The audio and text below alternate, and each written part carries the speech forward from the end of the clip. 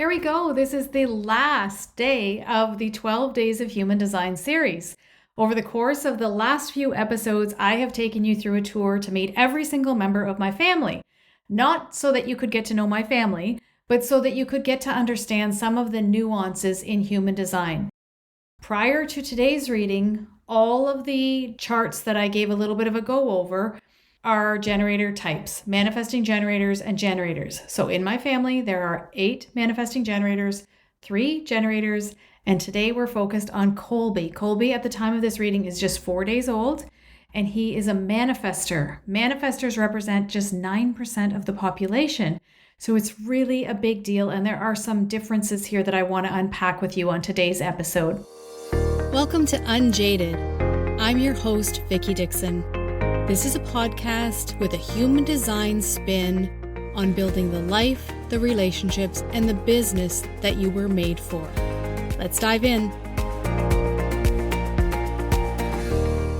So today I'm doing this a little bit differently. I have tried to make myself notes for each and every episode because I can get kind of off track. And I mean, if you've been here a while, you understand that even with notes, I let myself get off track a little bit.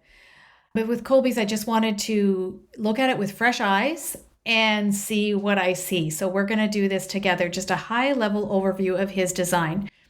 Have your own chart handy or the chart of someone that you love as you're going through this episode, because I'll relate a lot of what I'm saying to human design in general so that you can use the information in your own life. That's the whole purpose of these episodes, being able to use the human design information that you're getting. So if you don't have your human design chart, you can just pop on over to the website, vickidixon.com, and download it there for free.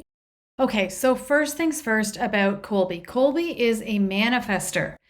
The big difference between a manifester and the other types that we've talked about, so we've talked about manifesting generators and generators, the big difference with manifestors is that they do not have a defined sacral. So when you look at his chart in the show notes, you'll see that the second center from the bottom is not colored in. It's undefined. That's his sacral center. So he is what's considered a non-sacral being. If you do not have this center colored in your design, you are a non-sacral being. And remember that in human design, nothing is good or bad. It just is. Sacral energy is powerful life force and workforce energy. So every other member of our family at this time has this center defined.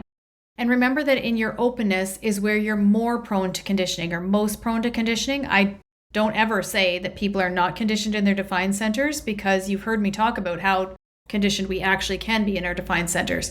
However, this undefined sacral is a big place that we're going to have to watch with Colby, that we allow him to step away from the conditioning. There's not really going to be a way that he will not be conditioned, because it just happens when you're in the room with someone. So, we tend to think of conditioning as something bad or something that's being done to us, but sometimes it's just something that happens. I mean, we come in with conditioning, right?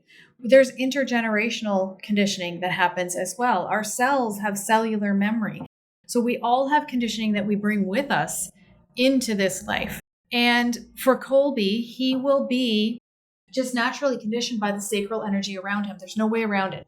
It's really important, if you are not a sacral being, especially, that you sleep alone. And this is hard for babies, right? Because baby right now is not sleeping alone. He's sleeping with mama. So, but as he gets older, it may be something to look at where he really is going to need his own space. And that's because it's the only time he'll be able to get out of sacral energy. What it will do is it will allow the sacral energy to dissipate so that he can be more of himself. Because when he's taking on sacral energy, he's not completely himself. And I see this with clients all the time where, they live in a household, they may be a projector, manifestor, reflector, and they live in a household with all generator types. It's really common because generators make up 70% of the population. So they live in a household with generator types, and they're just always being conditioned. They come into a coaching call with me, and they're being conditioned by my sacral center. So I have to encourage them to take time away from generators so that they can come back to who they really are and see how they really feel. It's important for people with an undefined sacral to lie down before they're tired. So remember, with a sacral that's not defined, you do tend to need more rest. You tend to need more rest than those with a defined sacral. And it doesn't mean that you're here to be tired all the time, but it means that you need to give yourself permission to rest. You need to give yourself permission to take time away from that sacral energy so that you can unwind.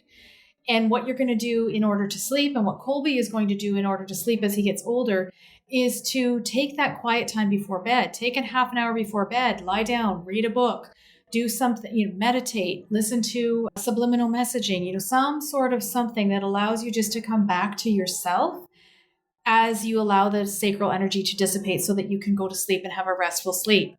For generators and manifesting generators, it's the opposite. We go and go and go and go and go and go and go until we drop. So in this family, for him, he's little one number 3. Right now, Em has 3 kids under 4. It will be really something as he, starts to toddle around and things, which is still a while away. But it'll be really something to give him his own bedtime routine that's going to be very, very different than that of Brooks and Sawyer. Manifestors are powerful beings, super, super powerful because they have a defined throat with a motor to the throat, right? You can see the chart in the show notes that he has root center and emotional center energy going right to his throat. So this is a very, very powerful throat center. And remember that the throat center is not only about your voice and what you're here to communicate, but it's also all about taking action in human design. That's where things get started. It energizes the entire design, right? It's getting your design energized to go and do the things. And manifestors are here to initiate. His strategy is to initiate. So the rest of our family lives in response, where he can just go and do the thing.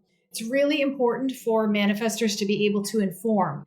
And this is weird for kids. I get that this is weird for kids. Again, I'll go back to that Jordan Peterson quote that we need to be teaching kids or allowing kids to do dangerous things carefully while we are there to supervise, while we are there to pick up the pieces. They are going to be running the world. They need to know how to do things. They need to do things that are dangerous and do them carefully. A lot of times when I work with manifestors, I work mostly with women. And when I work with manifestors, they have been so very conditioned away from their power because it's said that manifestors have a closed and repelling aura. And I've been trying to watch this even just in the last 4 days with Colby. I've been trying to watch this and I'm like, oh, little one, you're not closed and repelling. I hate that languaging. But I think more it's that if you're a manifestor, what I would love, or someone you love as a manifestor, I would love for you to take this away. It's more of a self-sufficiency. It's not necessarily repelling, although Ra would probably strike me dead if he heard me saying that. It's just that you're self-sufficient. You're not someone who needs people to get things done. You can do the things. You can initiate. You're here to be powerful. You're here to get the ball rolling for the rest of us. And lots of times as a manifestor, you were conditioned away from that. And it can be really tricky. I can only imagine how tricky this is going to be as parents and grandparents for Colby to have this child who's meant to inform us. So as a manifestor, it's not ever about asking permission. I mean, can you even imagine raising a child who didn't have to ask permission if we were not conditioning him? It's going to be something that we get to play with and see like, how does this actually work? It'd be very interesting. Another thing about Colby is that he is emotionally defined. So the emotional solar plexus is the triangle, the big triangle on the right-hand side near the bottom of the chart. He's emotionally defined and his emotions come in waves. He has 2 waves. So he has the tribal wave, the 3955. Great creativity lives in this wave. His mom has this as well. Emily has this as well. Great creativity and deep lows can happen with this wave. A deep melancholy can happen with this wave. And then channel 3536 is interesting because this is Evel Knievel energy.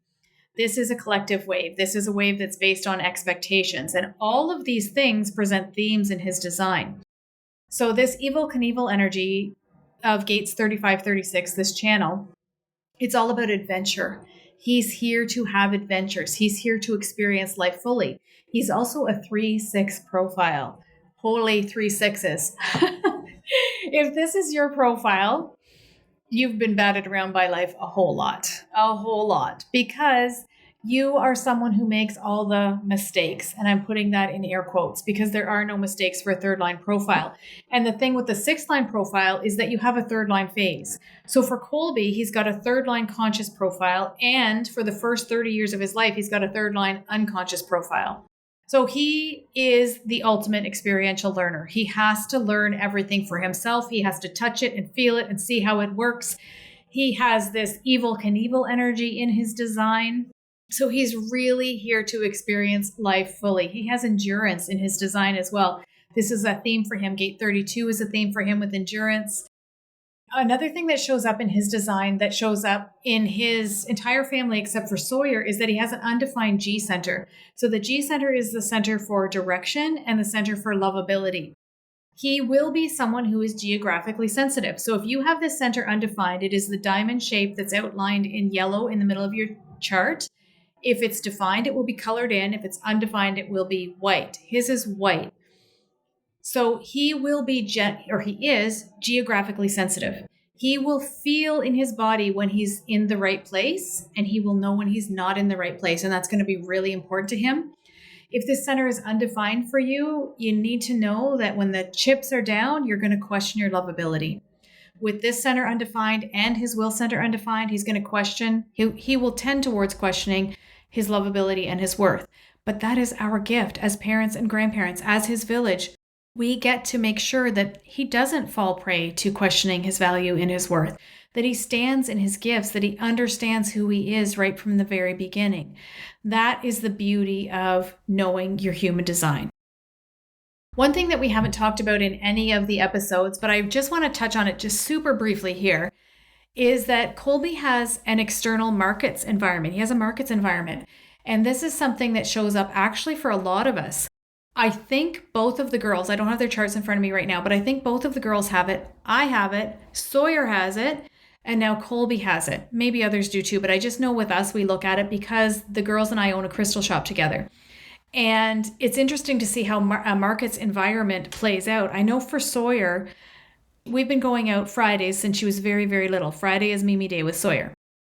And she loves her a good market. Like, it is so fascinating to see her brain work, and she doesn't even have to buy anything. Like Pete always says when we take her out together, he says, it's weird that she doesn't ask for things. But when she decides she's getting something, she just throws it in the cart. But if she's just out and about, it's like she wants to touch it and feel it. She wants to see the exchange of goods. She wants to see things happening. I'm talking with my hands, realizing you can't see me talking with my hands. But it's this exchange of goods, trading things, seeing what's available, what's out there. It makes her come alive. It's really, really interesting to see. So it'd be interesting to see with Colby. I thought that was cool when I saw that he had that markets environment too. I was like, I can't remember what Brooke's environment is, but he definitely does not have a markets environment and does not love to be out in a market. So it'll be interesting to see how that plays out for Colby. That's just a little introduction to our latest little miracle man. I'm so blessed to have these babies in my life, all of these children in my life. And I really take it seriously that I am here to do better by the next generation. You know, I feel like every generation does a little bit better. We were just talking about this last night. The girls and Pete and I were talking about, you know, we're Gen X, and in our generation, it was that you were bad. If you did something wrong, you were bad. And then with our kids' generation, it was that the thing that they did was bad.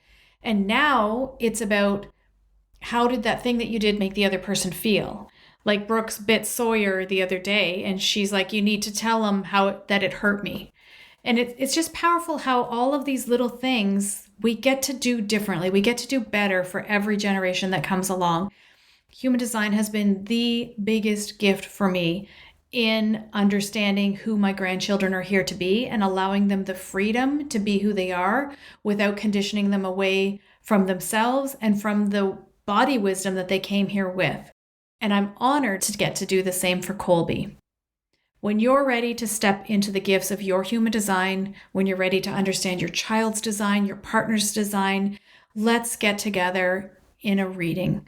Let's look at all of the things that make you you so that you can stand unapologetically in your gifts. Because we all know that life continues to kick us around. It never stops. Human design is the best way that you can stay unjaded.